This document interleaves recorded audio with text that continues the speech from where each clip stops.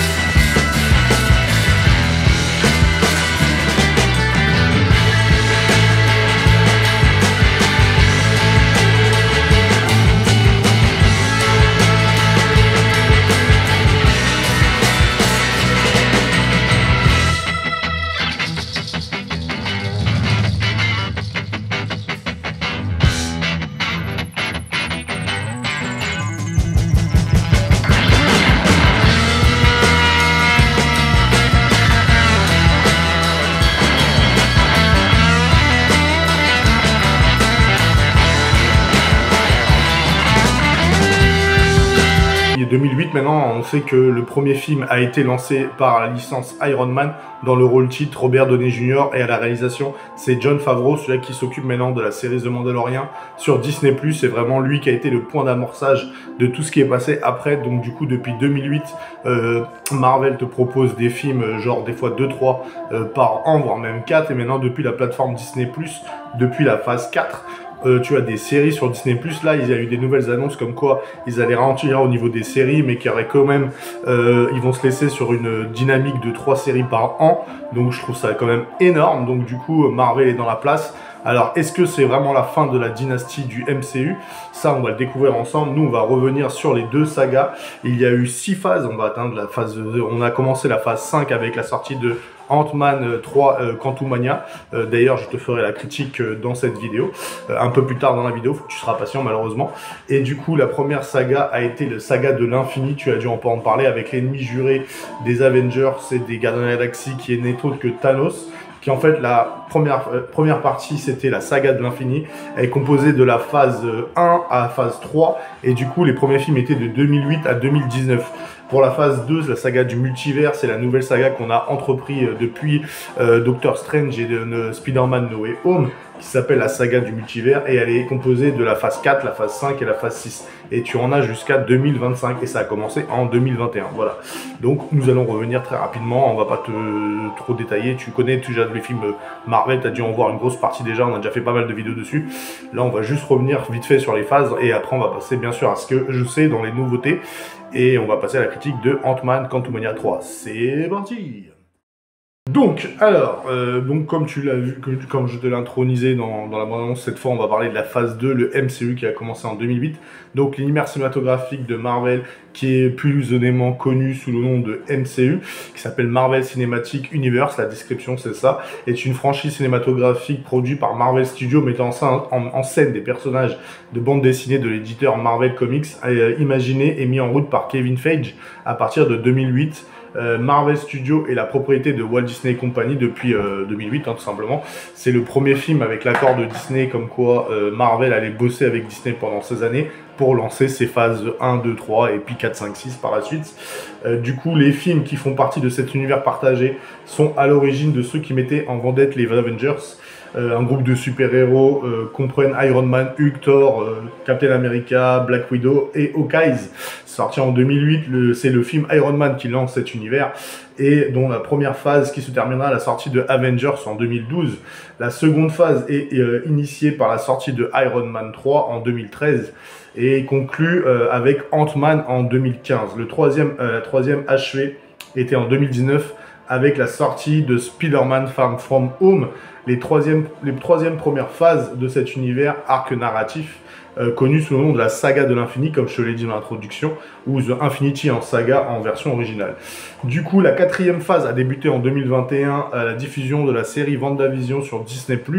Elle démarre le second cycle de l'univers intitulé la saga du multivers, The Multiverse Saga, et qui en version originale, et qui comprendra les phases suivantes. Ce second cycle qui devrait s'ouvrir à l'origine en 2020 avec Black Widow a été affecté par la pandémie Covid-19 et le report de plusieurs films, bien sûr, et plusieurs séries, tu l'as vu maintenant.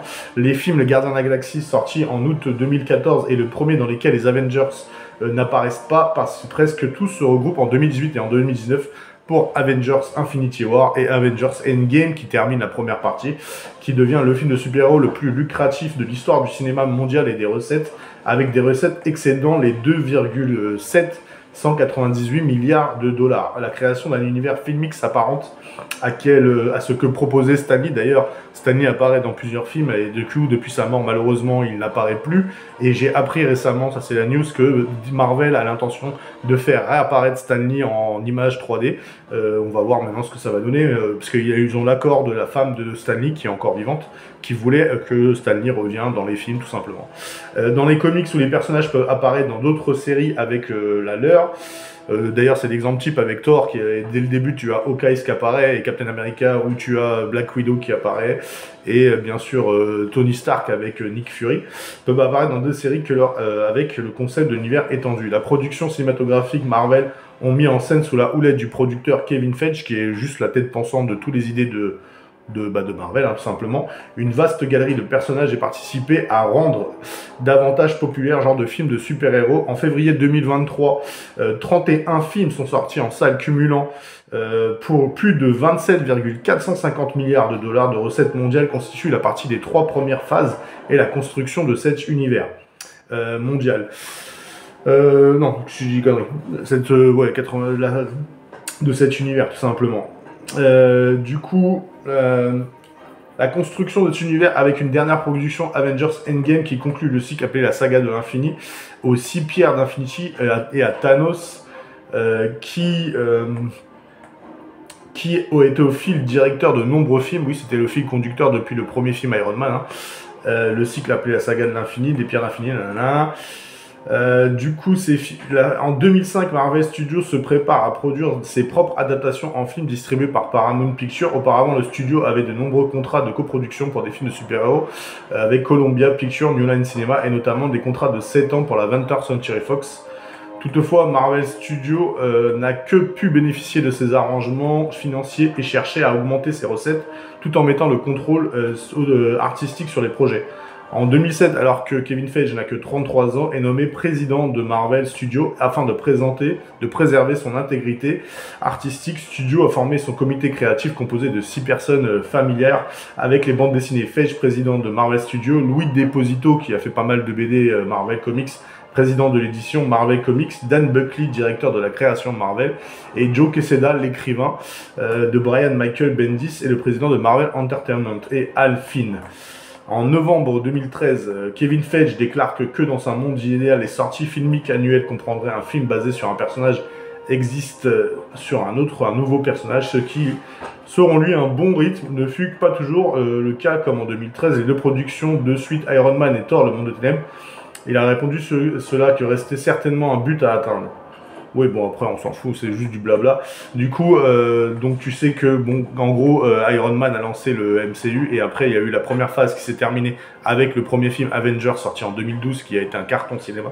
Et ça a repris après avec Iron Man 3, et jusqu'où le nouveau Avengers qui s'appelait l'ère d'Ultron, c'était la fin de la phase 3. Moi, ce que je peux te donner les infos des phases, si tu ne les connais pas. C'est vrai qu'on en a déjà parlé dans la première partie, mais il y avait plein de productions qui étaient produites par Marvel, mais n'étaient pas directeurs du projet, ni la réalisation, ni les acteurs, le choix. Là, par exemple, avec Spider-Man, la trilogie de Sam Raimi, et les Hulk, et bien sûr, les films X-Men, qui sont de nouveau maintenant, qui appartiennent, à part Spider-Man, bien sûr, qui appartient toujours à Sony.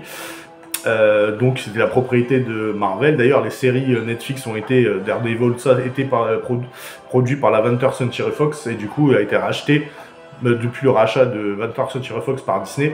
Du coup, appartient de nouveau à, bien sûr, le Marvel MCU. Voilà, voilà. Donc alors, qu'est-ce que je pourrais te dire de plus? Bon, j'avoue, j'étais pas fan, bien sûr, des films Marvel au début. Ça a mis du temps à s'installer, hein, faut pas se mentir. Il y a certains films qui étaient très bons, comme le premier Iron Man, le Captain America 2, le Thor, le premier, le Thor Ragnarok, enfin bref. Après, il y a eu pas mal de films, ça a été pas mal des échecs. Et du coup, le Spider-Man aussi, qui sont arrivés. Il y a eu beaucoup de films. C'est pas toujours des super films. Mais bon, après, voilà, j'ai envie de te dire, bon, voilà, forcément, quand tu es une grosse production et tu veux sortir 3 à 4 films par an, il y a forcément des loupés, en sachant qu'il y a aussi les directeurs des effets spéciaux qui ont fait une manifestation. Ils ont dit qu'ils en avaient marre des délais hyper courts pour les effets visuels. Donc ça explique pas mal de choses, parce que quand tu regardes les derniers films, par exemple le Thor, Love and Thunder, le Ant-Man, Quantumania, quand tu regardes les effets visuels à la caméra, enfin quand tu es devant la télé, c'est pas super joli, c'est pas très bien fait, mais ça se voit que ça a été bâclé. Malheureusement, c'est à cause des délais très courts de Disney, on va pas se mentir, et de Marvel. Du coup, forcément, il y a beaucoup de loupés, et c'est bien dommage.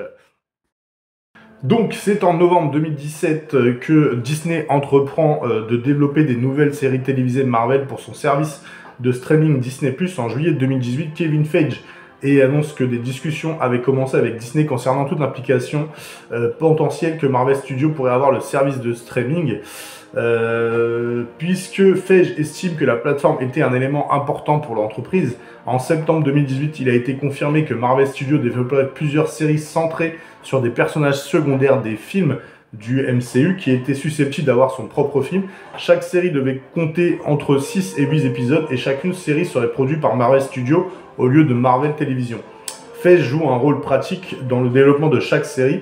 Par ailleurs, ce dernier a précisé que les séries en cours de développement raconteraient des histoires trop développées pour être adaptées en film. Il a également ajouté que Disney souhaitait développer des séries Marvel afin de dynamiser la créativité au sein de Marvel Studios, puisque on leur propose de travailler tout un autre environnement.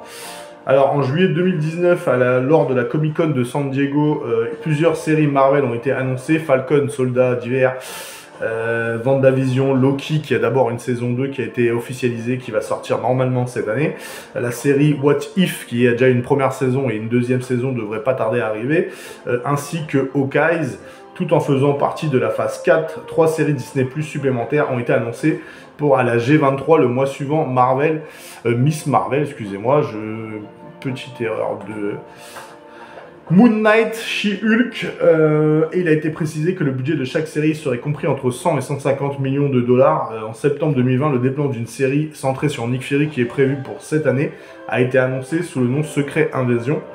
En décembre 2020, à l'occasion de la journée des investisseurs de Disney, la série Iron Heart, Armor War, I'm Groot, qui est déjà disponible sur Disney+, ont été annoncés en plus d'un épisode spécial Noël sorti sur les Gardiens de la Galaxie, qui est sorti à Noël. D'ailleurs, on a déjà fait la critique, si tu veux aller faire un tour dans les anciennes émissions. Nommé The Guardian Galaxy Holiday Special, et d'ailleurs le 3 est prévu pour le mois de mai, les Gardiens de la Galaxie, qui va être le dernier chapitre des Gardiens de la Galaxie, vu avec les acteurs de Chris Pratt et David Bautista et Vin Diesel et Bradley Cooper.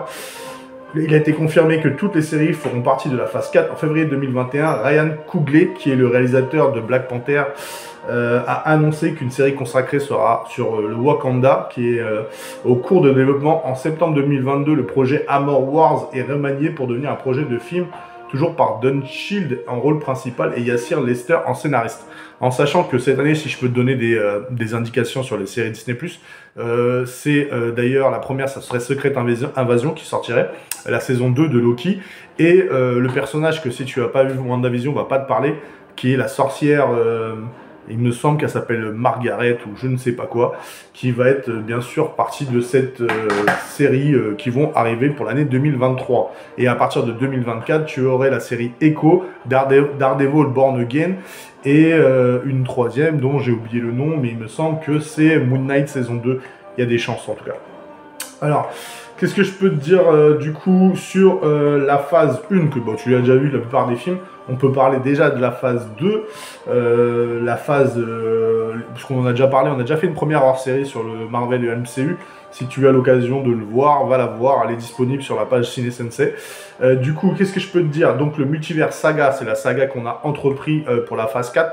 De toute façon, je vous mettrai la récapitulative sur les tableaux quand vous regarderez cette vidéo. Je vous mettrai les tableaux phase 1, phase 2, phase 3, phase 4, phase 5 et phase 6. Comme ça vous rappellera un petit peu si vous avez tout vu les films. Après, c'est pas obligatoire de regarder tout, hein. Les séries, par exemple, vous pouvez les regarder si vous le souhaitez, si vous bénéficiez de Disney+, mais ce n'est pas forcément obligatoire.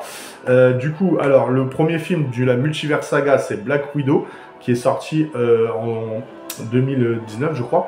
Et tu as aussi Shang-Chi, la légende des 10 anneaux.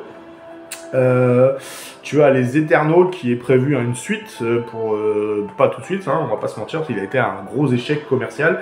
Spider-Man No Way Home qui est d'ailleurs lancé, le Spider-Man 4 qui est en cours de développement, qui serait pour une sortie en 2024 normalement si je dis pas de bêtises, voire 2025. Doctor Strange in Multiverse and Madness, en sachant que tu vas avoir aussi un Doctor Strange 3 qui est prévu aussi pour 2024 ou 2025. Thor Love and Thunder, pour l'instant il n'y a pas de film suivant à annoncer. Black Panther Wakanda Forever, et d'ailleurs il a tellement cartonné qu'ils ont déjà en cours de développement le 3. Le fameux Ant-Man et la guêpe Quantumania, on va y revenir bien sûr. Tout de suite après. Du coup, la phase 5 serait entamée par les Gardiens de la Galaxie, volume 3, qui sortirait le 5 mai 2023.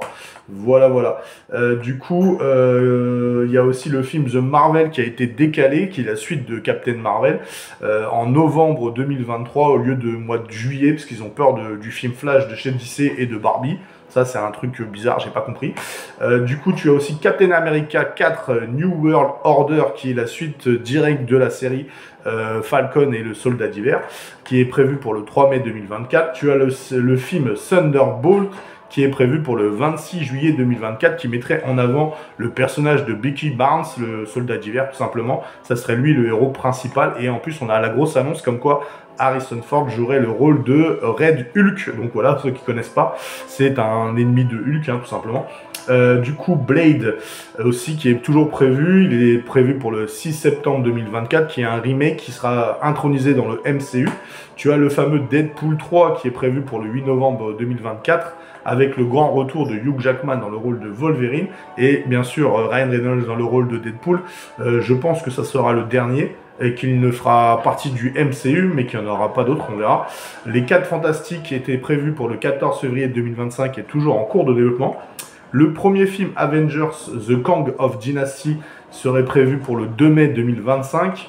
Et Avengers Secret Wars qui serait prévu pour le 1er mai 2026. Et normalement, le méchant principal de ces deux films Avengers devrait terminer en gros la saga du multivers, qui sera Krang le Conquérant, qu'on reviendra juste après pour Ant-Man 3, la critique.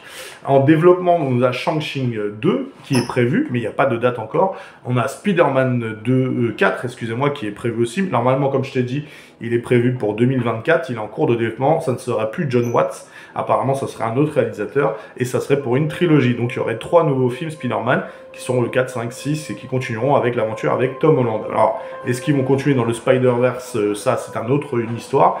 L'info que je peux te donner, c'est que le prochain film d'animation Spider-Man Across the Spider-Verse, c'est prévu pour le mois de mai 2023. Il est prévu que Tom Holland et Tobey Maguire et Andrew Garfield apparaissent dans ce film en tant que Spider-Verse. Donc j'avoue que j'ai hâte de voir ce film. Il va être énorme. Et du coup, les faire venir dans le film d'animation qui était génial d'ailleurs, le premier film Spider-Man Next Generation, enfin il s'appelle Into the Spider-Verse normalement, était absolument magnifique avec en mise en avant Spider-Man Miles Morales. Et du coup, là, que Tom Holland et les trois autres Spider-Man, Tobey Maguire et Andrew Garfield apparaissent dans ce film d'animation, ça serait juste magnifique, quoi, s'ils auront tout connecté, les films Spider-Man, et même les films d'animation. Et là, c'est énorme, ça n'a jamais été fait. Et franchement, respect, s'ils arrivent à faire un truc potable, ça envoie du très très lourd. Et en plus, Tom Holland a annoncé qu'il voudrait introniser Miles Morales dans les prochains films Spider-Man, qui devrait être supposé prendre la relève de Tom Holland et qui devrait prendre sa retraite du rôle de Spider-Man, tout simplement. Et le dernier projet est bien sûr Eternal 2, que je t'ai parlé, que normalement le réalisatrice renouvelle, Chloé Zhao, même si le film a été un échec, ils veulent quand même tenter de faire une suite. Voilà. Du coup, qu'est-ce qu'on peut dire de cette saga multivers? J'avoue que, à part peut-être Blade qui m'intéresse beaucoup, Deadpool 3 forcément qui m'intéresse énormément, je crois que vous serez d'accord avec moi, Thunderbolt pourquoi pas, Captain America New World Order ça m'intéresse pas des masses, et The Marvel ça m'intéresse pas des masses, et forcément les Gardiens des Galaxies volume 3 qui clôturait la trilogie des Gardiens des Galaxies, ça peut être pas mal du tout. Les 4 Fantastiques aussi, ce sera un remake parce qu'il y a déjà deux précédents films, enfin non, deux parce qu'il y en a eu. Il y en a eu un qui a eu une suite qui s'appelle Les 4 Fantastiques et le Surfeur d'Argent. Il y a eu deux films. Et l'autre, le remake avec Michael B. Jordan, qui était sorti en 2015, je crois. Du coup, voilà, c'est pas très intéressant. Et j'ai oublié de préciser qu'il y a aussi avoir une série ou un film à mort, boire. Excusez-moi, avec War Machine, et aussi un Black Panther 3, mais ça tu le savais, par Ryan Coogler, qui va bien sûr s'en occuper. Voilà, on peut passer à la critique de Ant-Man 3. Un petit mot avant de reprendre sur la critique de Ant-Man 3 Quantumania qui est disponible au cinéma depuis un moment déjà. Je pense qu'il y a déjà pas mal de monde qui est déjà parti le voir.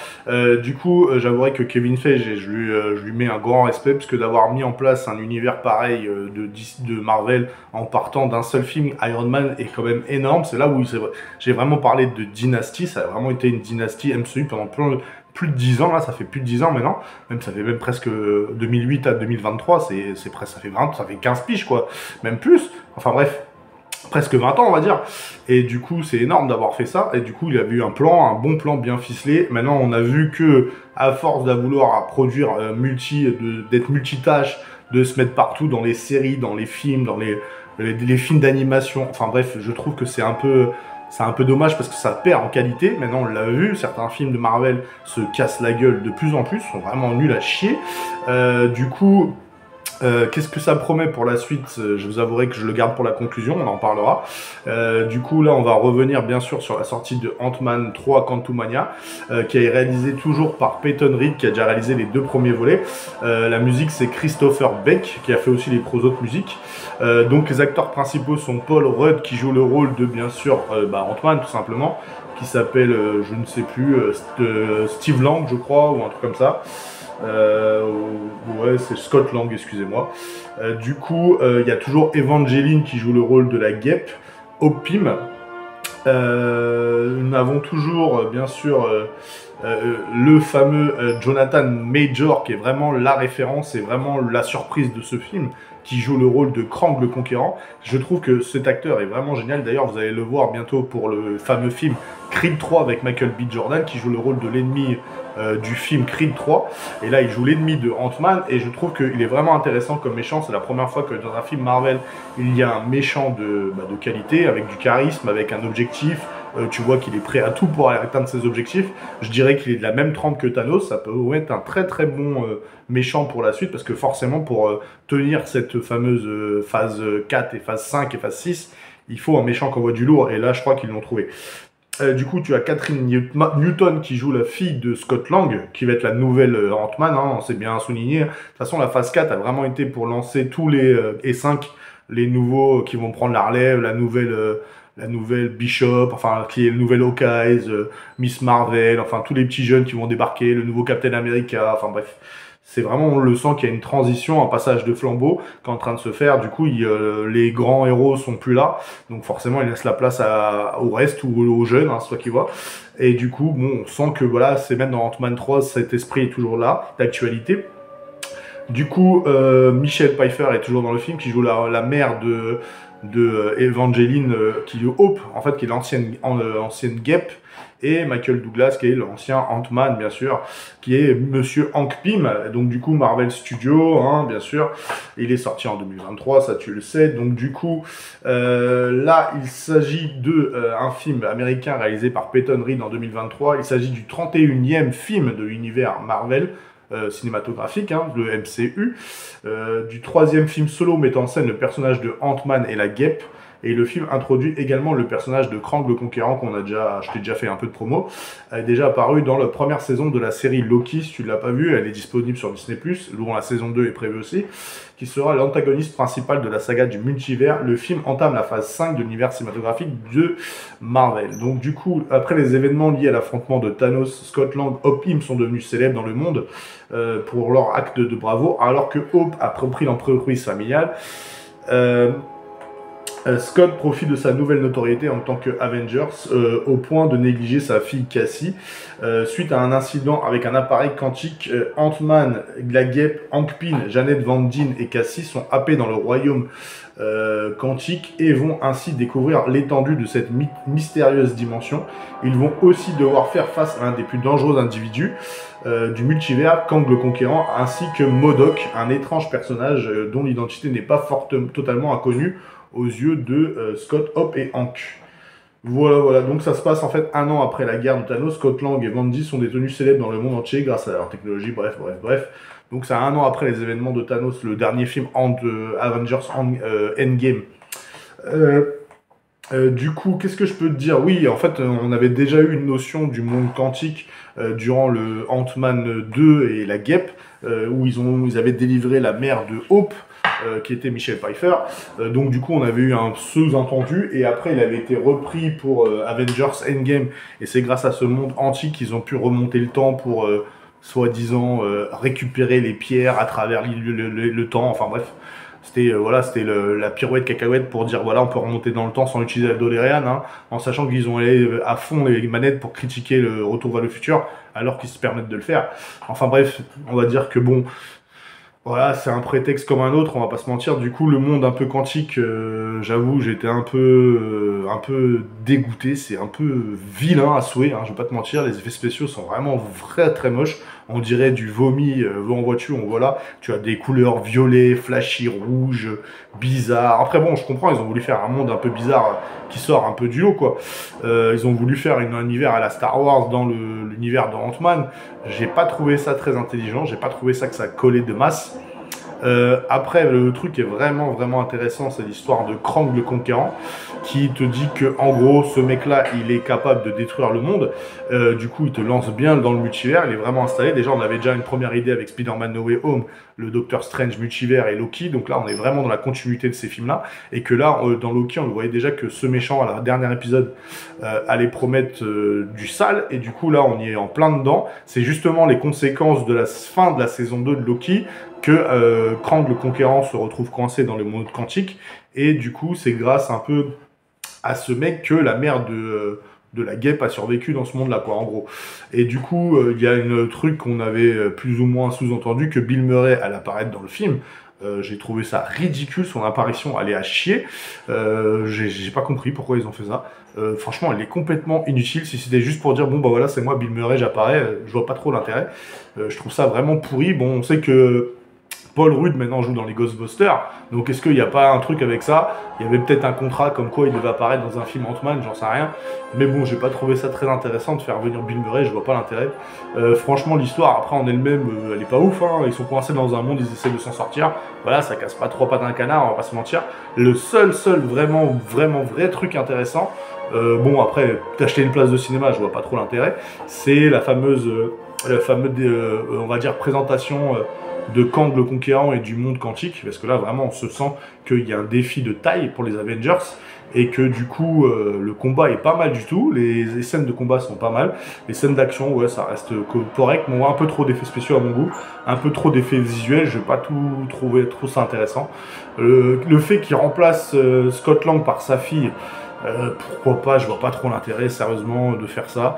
Après, je pense que Paul Rudd va encore faire les 2 films Avengers et ça va s'arrêter là. Je pense que Tom Holland aussi va faire les 2 films Avengers et ça va s'arrêter là. Miss Marvel, c'est pareil, enfin Captain Marvel, excusez-moi, va faire les 2 films Avengers et sa trilogie et ça sera terminé.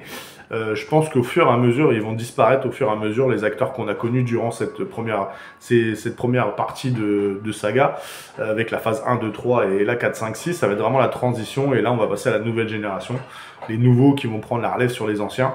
Voilà, est-ce que c'est vraiment le truc à faire? Bah, je pense que techniquement, s'ils veulent renouveler pour 10 ans de plus, il n'y a pas trop le choix de passer la transition. De toute façon, dans Marvel, ça a été déjà fait plein de fois dans les comics, comme quoi il y a forcément un héros qui tombe au combat ou qui ne peut plus continuer, donc il se fait remplacer par son acolyte le préféré ou un mec lambda.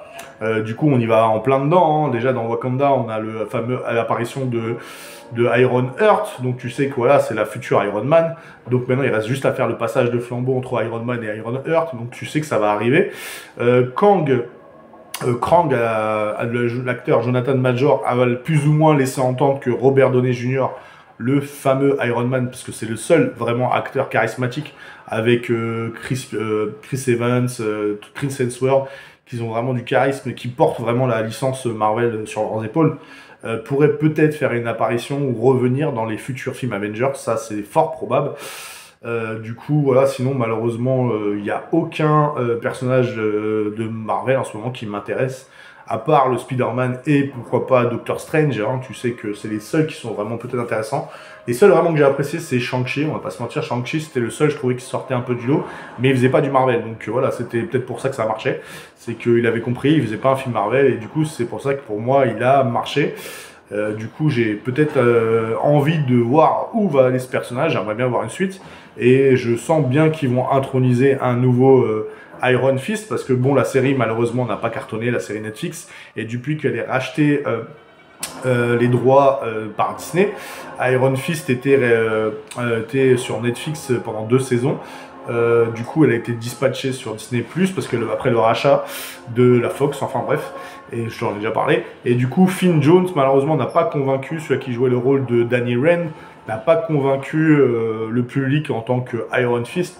Donc je sens bien qu'ils vont se servir de tremplin Shang-Chi pour introniser un nouveau Iron Fist. Enfin, je le vois bien comme ça, parce que déjà, c'est plus ou moins sous-entendu. Ça, c'est la grosse info que je vous donne, que j'ai. C'est que Daredevil Born Again, apparemment, est parti, il s'est lancé dans le développement. Ça y est, c'est parti, le tournage a commencé. Et on a vu des photos un peu fuitées, où il y aurait probablement le retour de Luke Cage, qu'on a connu dans la série Netflix, pour les fans de la série Netflix. Et la Jessica Jones, l'actrice, je les ai oubliés, je suis désolé, hein, excusez-moi, vous pourrez me les mettre dans les commentaires si vous les connaissez. Je sais que la photo de les acteurs qui jouent Jessica Jones et Luke Cage sont apparus dans le film Daredevil, enfin la série Daredevil, et que apparemment, si mes infos sont fondées, Daredevil, Matt Murdock, aurait peut-être la possibilité d'apparaître dans Spider-Man 4, et vice-versa, Tom Holland dans le Daredevil Born Again. Et là, j'avoue que c'est vraiment énorme, parce que c'est vraiment les 2 personnages que j'ai adoré dans l'univers du MCU.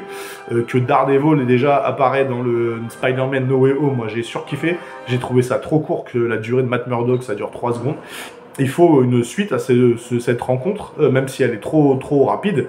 Et là, le fait que peut-être Daredevil serait dans Spider-Man 4, et que Tom Holland apparaîtrait dans la série Daredevil Born Again, parce qu'en fait Spider-Man 4 reprendrait directement après la série Daredevil Born Again, donc ils seraient étroitement connectés les deux, donc j'avoue que ça serait intéressant. Est-ce que ça sous-entend pas que, pourquoi pas, le Caïd serait un des vilains de Spider-Man? Ça serait la logique, parce que c'est le méchant qui partage. Surtout qu'en plus William Denaforio, celui qui joue le Caïd depuis la première saison de la série Daredevil, est juste énorme, c'est vraiment lui le Caïd. Du coup, le fait que pourquoi pas il s'allie Daredevil et Spider-Man pour affronter le Caïd, je trouve ça fort intéressant, ça a vraiment potentiel de ouf pour faire un film. Après, je sais qu'il y a beaucoup de gens qui voudraient que Spider-Man met ce costume noir, le symbiote, mais c'est pas sous-entendu que dans le Spider-Man 4, ça serait peut-être plus tard dans un film Avengers, apparemment, ce que j'ai compris. Donc voilà, en sachant qu'il y a Venom 3, il y a encore une grosse info qui est sortie hier. Donc voilà, c'est du pur. Hier soir, c'est Tom Hardy qui l'a laissé plus ou moins fuiter. Il disait que le Venom 3 était en cours d'écriture et que, apparemment, je dis juste ce que j'ai vu, Spider-Man apparaîtrait dans Venom 3 et ça serait le Spider-Man de Tom Holland. On aurait enfin l'affrontement Venom contre Tom Holland Spider-Man. Ça serait juste énorme pour le dernier film Venom, en sachant qu'il en a vraiment besoin, parce que quand vous regardez le Venom 2, Let Be the Carnage, il était vraiment nul à chier, et franchement il faudrait au moins terminer en beauté avec un affrontement Venom-Spidey. Ça serait juste fou malade, voilà. Donc du coup, voilà les news que j'ai. Donc du coup, bon, vous avez tout ça, je sais que ça fait pas mal d'infos à enregistrer. Le Marvel MCU, de toute façon, il est encore prévu pendant quelques années. Ça, c'est clair, net et précis. Après, je ne sais pas si je vais continuer l'aventure. Moi, je vais pas vous mentir. J'en ai un peu marre, ça m'a un peu saoulé. Je pense qu'il y a eu une overdose de films et une overdose de séries. Donc les gens commencent à se lasser. Donc c'est pour ça que les films ne sont plus aussi de bonne qualité, parce que forcément, délais trop courts, effets spéciaux à l'arrache, des histoires plus ou moins pondues, je ne sais où. J'ai l'impression que la phase 4 a été la pire de tous, était la plus nulle, la plus mal gérée, donc j'espère que cette phase 5 qu'on a commencé récemment sera meilleure et que on va pouvoir avoir des films de nouveau de bonne qualité. Voilà, si j'avais un note à mettre à Ant-Man Quantumania 3, enfin Ant-Man 3, j'avouerais que elle serait pas très glorieuse, hein. Je lui mettrais un 3 ou un 4, hein, on va pas se mentir, parce qu'il est vraiment très mauvais. Le seul vraiment bon truc, le bon truc positif pour moi, c'est l'acteur qui joue Krang le Conquérant, Jonathan Major, que j'ai vraiment trouvé charismatique, emblématique, qui pourrait être un vrai méchant, un vrai potentiel. C'est vraiment lui qui sauve le film, parce que le reste du film, franchement, il est vite oubliable. Voilà, franchement, c'est une anecdote, hein. De toute façon, faut la prendre, Marvel, c'est comme une grande série géante, et que c'est des séries de films. D'ailleurs, c'est pour ça que le premier film a été réalisé par Josh Whedon, qui est le créateur de Buffy contre les vampires et Angel.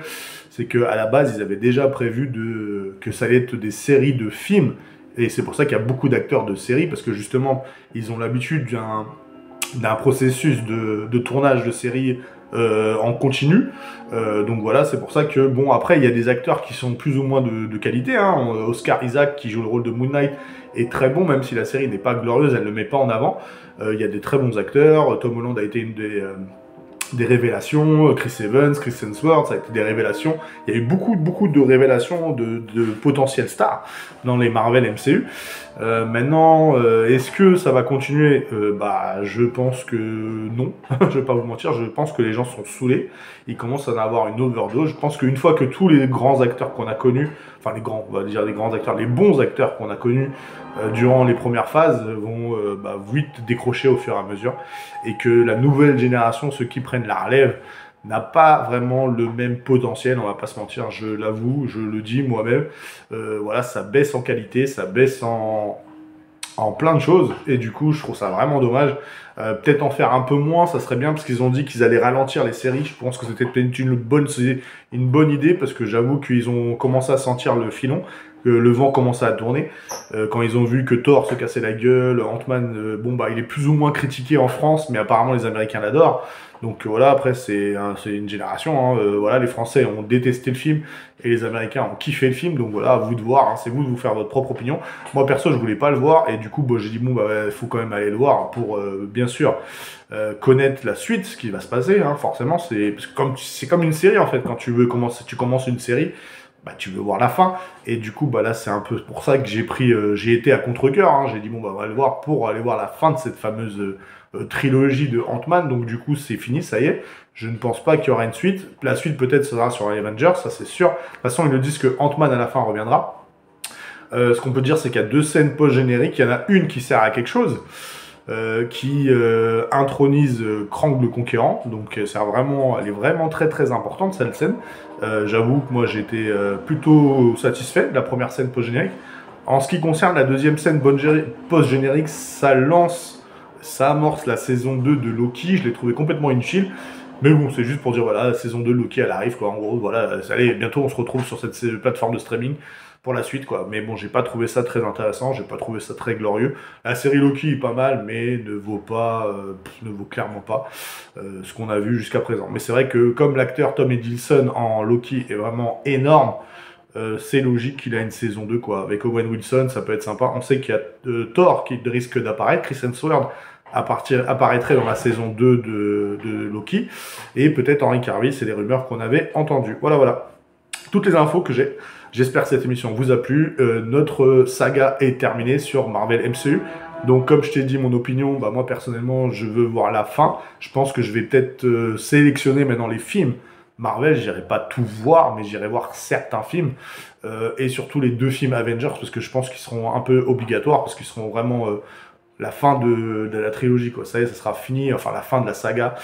Ça sera vraiment terminé, je pense, avec le Avengers 6. Et pour moi, je pense que 2025, déjà, ça fait pas mal. Hein, ça fait pas mal de films, il y a encore pour 2 ans. Et après, je pense qu'ils vont partir sur un autre délire. Et puis, on verra bien ce qui la suite nous réserve. Et toi, est-ce que t'en penses? Est-ce que Marvel a connu ses grandes heures et là, c'est terminé? Ou est-ce que, non, au contraire, c'est là, en moment, l'âge d'or des films Marvel? Voilà. À toi de répondre à ces questions. Ciao. Et surtout, garde le fan spirit en toi.